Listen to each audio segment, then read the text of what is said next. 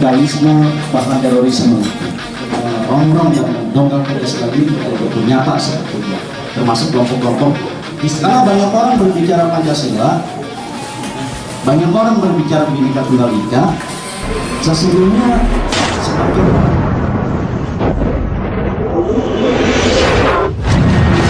bertanya ini kepada teman-teman Sorong Rakyat nih. Saya kira judul atau tema diskusi kita ini kurang tegas. Ancaman nyata negara Pancasila. Maksudnya disebut ancaman nyata itu apa? Misal gitu, ancaman nyata khilafah di negara Pancasila, ancaman nyata neoliberalisme di Indonesia, ancaman nyata kapitalisme, ancaman nyata LGBT misalkan, dan lain-lain. Jadi biar tegas-tegas saja. Nah, kalau disebut ancaman nyata, maka senyata apa ancaman itu? Kalau atau sebaliknya kalau dikatakan ancaman laten, sedalam apa latennya? Saya ya, ini yang saya rasakan. Mereka masih bisa hahihi misalkan. Kita yang kerja keras di bawah.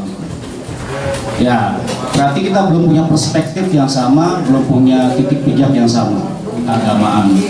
Sehingga banyak masyarakat awam yang tanda kutip membabi buta di dalam persoalan keagamaan sampai akar rumput. Saya berani bilang begini, pada tahun 2014 sebut saja organisasi yang telah dibubarkan namanya Mawar itu, 1 tahun mereka mengajak saya dialog full 1 tahun dan mengajak saya masuk ke dalam organisasi tersebut. Lalu saya tanya, danamu dari mana? Oh ada bang, katanya. Kita kumpulan bang, jihad bang. Ah masa? Yang cukup masif saya kira ini terkait dengan ekonomi dapur para ibu-ibu kita, diajak tausiah katanya, pengajian.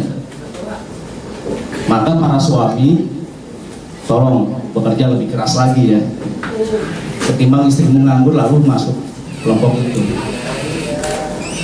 Itu salah satu contoh. Saya pada akhirnya bertanya juga, kemana ibu-ibu muslimah, kemana ibu-ibu Aisyah?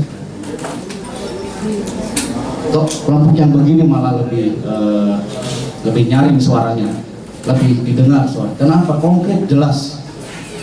Bumbu dapur, gaji mingguan, kehidupan terjamin, kira-kira begitulah. Siapa yang bisa menyangkal gitu? Makanya ancaman nyata itu kan banyak. Lapar ancaman nyata, gas habis, gas langka ancaman nyata, mau diputusin pacar ancaman nyata buat milenial, banyak ancaman nyata gitu.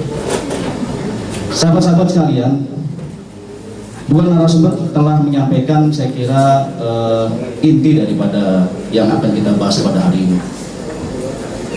Beberapa tahun lalu saya mengumpulkan sejumlah ketua-ketua OSIS dan sekretaris OSIS se-Jakarta, di daerah Jakarta Selatan. Bersama teman-teman saya mengumpulkan mereka orang yang cerdas, orang-orang yang pintar dari sekolah-sekolah yang bonafit, termasuk sekolah-sekolah mengagung-agungkan Pancasila katanya begitu. Bapak ini gimana Pak? Diomelin sama anak SMP. Kalau Bapak ngaku Islam, hukum yang paling tinggi hukum apa Pak? Katanya. Hukum Allah bukan? Benar saya bilang. 1000% kamu benar. Hukum Allah itu lebih tinggi daripada hukum manusia, hukum apapun yang ada di alam jagat ini. Tetapi begini deh, di dalam konteks negara bangsa Indonesia yang majemuk, kiranya perlu kebijaksanaan. Kalau syariat Islam secara buta, secara telak-melak orang Jawa bilang ingin diterapkan di dalam negeri yang majemuk ini, saya kira Indonesia bubar. Saya kira Indonesia nggak pernah ada sejak dulu. Kalau kita mau kuat-kuatan, mau menang-menangan sebagai mayoritas, saya kira Indonesia, kata Indonesia tidak pernah tereja yang berlatar belakang Islam. Bukan yang lainnya tidak ya, tapi utama yang berlatar belakang Islam. Karena begini, ada sebagian pendapat dari tokoh-tokoh Islam di era itu, para pemuka Islam di era itu, di era-era memperjuangkan kemerdekaan, ada pendapat begini: dengan ingin menegakkan syariat Islam di bumi Nusantara inilah maka perjuangan kemerdekaan dilakukan. Sekali lagi saya ulang, karena ingin syariat Islam tegak di bumi Nusantara ini, perjuangan kemerdekaan dilakukan. Dalam sekali kalimat itu. Lalu ketika itu dilakukan dengan tumpah darah, puluhan ribu ulama santri meninggal, umat Islam yang telah mengorbankan jiwa raganya.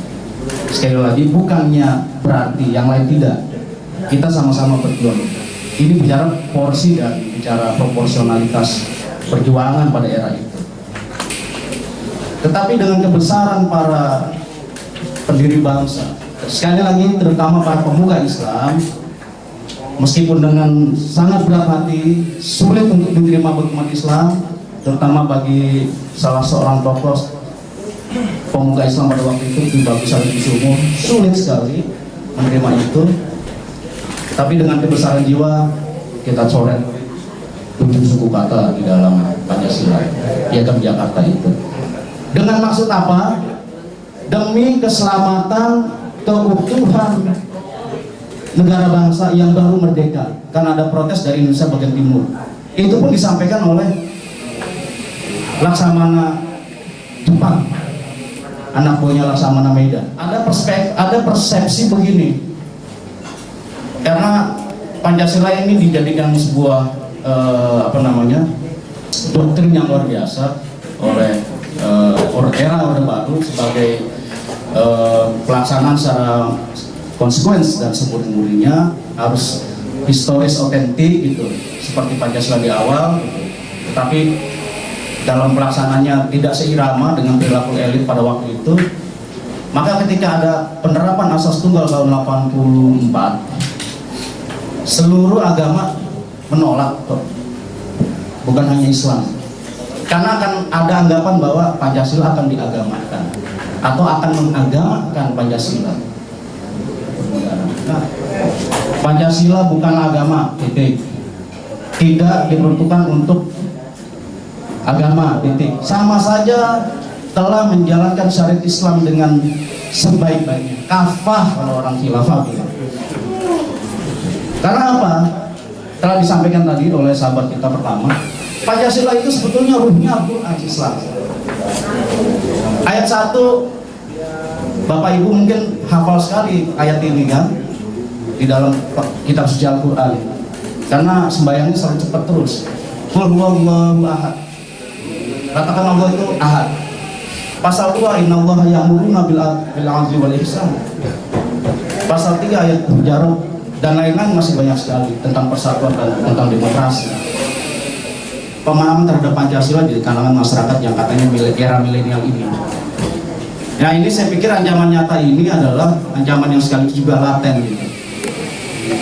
Kita melihatlah santai-santai aja kok, terutama orang NU selalu ngomong begini, saya kritik internal nih, Mas Daud mohon maaf, saya kritik internal, jumlah kita kan masih 100 juta, santai ya, mereka paling banyak berapa sih? 10, 20. Padahal trennya naik. Mas, saya jangankan 10-20 juta orang mas, 100 orang kalau militan semua stres juga kita mas. Nah, ini yang saya kira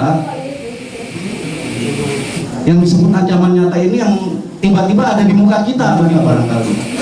Nah, ini sahabat-sahabat sekalian, nanti kita akan bercerita panjang tentang bagaimana sesungguhnya Islam dan Pancasila bergandengan tangan. Jadi betul, sangat jadul dan sangat tidak bijaksana ketika ada umat Islam terutama ya, atau umat lain yang mempertentangkan antara Pancasila dengan agama. Padahal di dalam perdebatan sidang badan konstituante misalkan, itu sangat sengit karena ada kekhawatiran bahwa akan terjadi liberali atau